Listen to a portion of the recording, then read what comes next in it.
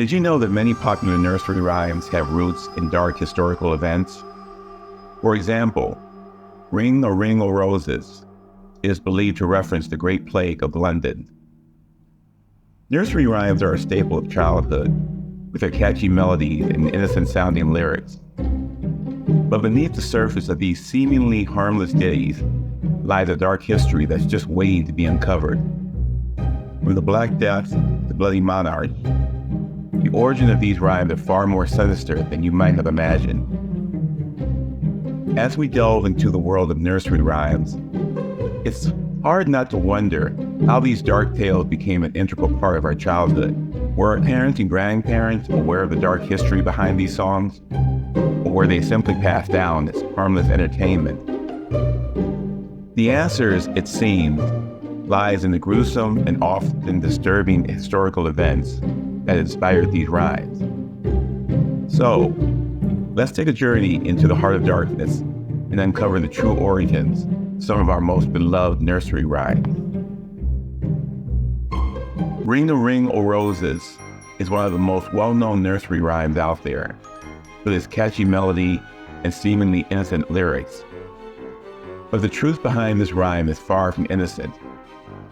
The ring in question is believed to symbolize the red rash that appeared on the skin of those infected with the plague, while a pocket full of posies refers to the herbs and flowers people carried to ward off the disease. The plague had a devastating impact on London, killing an estimated 100,000 people, roughly 60% of the city's population. It's no wonder then that this traumatic event would be immortalized in a nursery rhyme. But just how did this dark event become a children's song? The exact origin of Ring a Ring o' Roses is still disputed among historians. But one thing is certain, it's far from the innocent nursery rhyme we thought we knew. The symbolism of the rose petals and the plague's devastating impact on London are a stark reminder that even the most harmless-sounding songs can have a dark and sinister history. Moving on to another favorite, London Bridge is Falling Down is a classic nursery rhyme that's been passed down through generations, but the truth behind this rhyme is far from child's play. The original London Bridge was built in 1176 and stood for over 600 years, until it was eventually replaced in 1831. But what's often overlooked is the brutal history surrounding its construction. During its construction, the bridge was built on the bodies of countless workers who lost their lives during its building. The bridge's architect, Peter of Colechurch, was even buried in the bridge's foundation as a symbol of his sacrifice. No wonder, then, that the bridge's construction became shrouded in myth and legend. The falling down, referred to in the rhyme, could very well be a reference to the frequent collapses of the bridge during its construction, which resulted in the loss of many lives. But it's also been suggested that the rhyme could be a reference to the destruction of the bridge during the Viking raids in the 11th century. Whatever the true meaning, one thing is certain: London Bridge is Falling Down is far more than just a harmless nursery rhyme.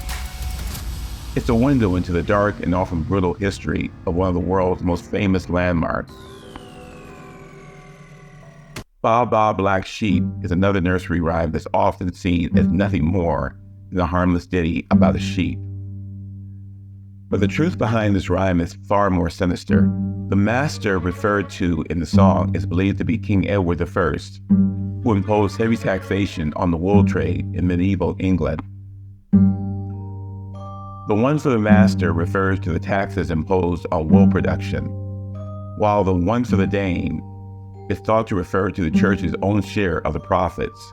The one for the little boy who lives down the lane could very well be a reference to the exploitation of sheep farmers, who were forced to hand over most of their profits to the crown and the church. The nursery rhyme, in essence, is a commentary on the harsh realities of rural life and the exploitation of the working class.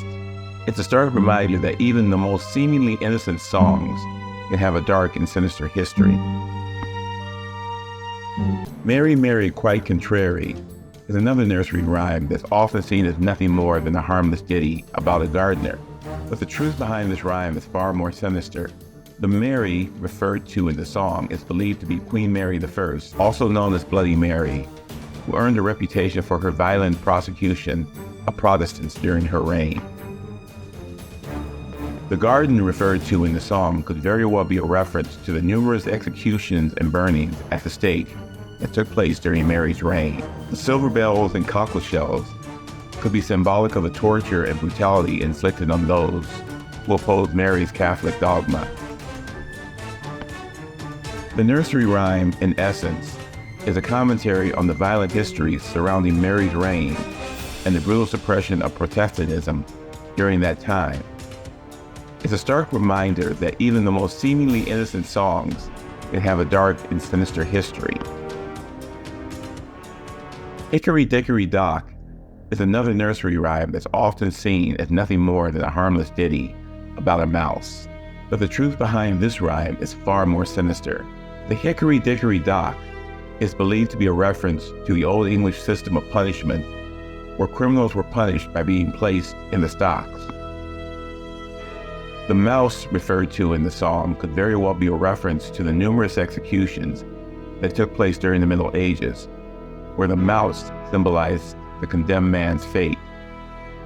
The ran up the clock could be a reference to the countdown to the execution itself. The nursery rhyme, in essence, is a commentary on the dark and brutal history of punishment and execution in medieval England.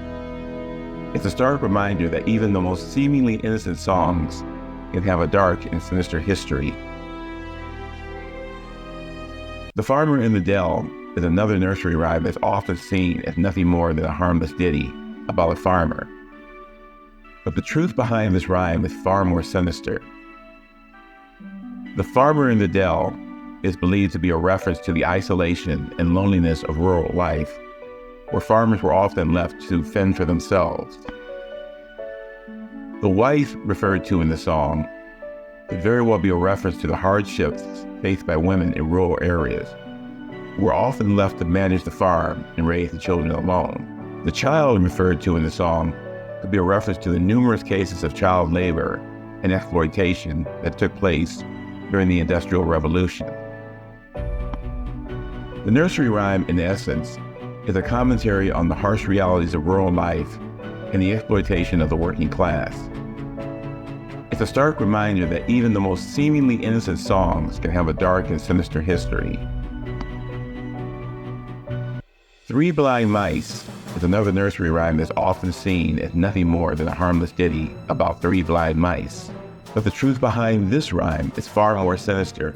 The three blind mice are believed to be a reference to the three Protestant bishops who were persecuted and executed during the reign of Mary I. The farmer's wife, referenced to in the song, could very well be a reference to Queen Mary herself, who earned a reputation for her brutal suppression of Protestantism during her reign. The cut off their tails, referred to in the song, could be a reference to the numerous executions and torture inflicted on those who opposed Mary's Catholic dogma. The nursery rhyme, in essence, is a commentary on the violent history surrounding Mary's reign and the brutal suppression of Protestantism during that time. It's a stark reminder that even the most seemingly innocent songs can have a dark and sinister history. As we've seen, nursery rhymes are far more than just harmless ditties for children.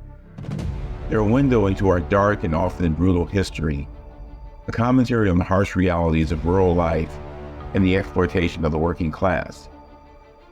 It's a stark reminder that the songs we sing to our children can have a profound effect on their understanding of the world, and that even the most seemingly innocent rhymes can have a dark and sinister history. So, which nursery rhyme surprised you the most? Let me know in the comments below, and if you've got any other topics you'd like us to cover, be sure to suggest them in the comments as well. Thanks for watching, and we'll catch you in the next video.